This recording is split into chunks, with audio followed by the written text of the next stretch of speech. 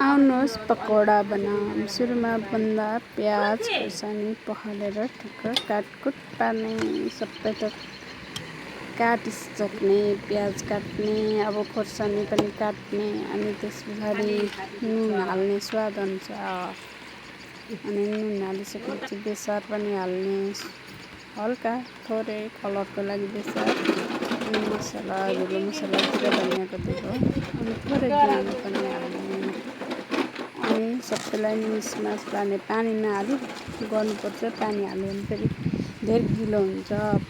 पानी नहाली गरेपछि मजाले मिक्ने, अनि पिठो हाल्दै थोरै थोरै गरेर पिठो हाल्ने। यतिको भएपछि अनि एकछिन छोपेर राख्ने, अनि कराही मजाले तताएर तेल हाल्ने, तेल हालेपछि पकौडा तार्ने, पकौडा मजाले तार्ने, 3-4वटा जतिवटा अट्छ कराहीमा त्यतिवटा हाल्ने, अनि फर्काइ पकाउने, रातो हुन्जेल पकाउने। हामीले त खायौँ पकौडा पकाएर, हजुरहरू पनि खानुहोस् यसरी नै मिठो पारेर।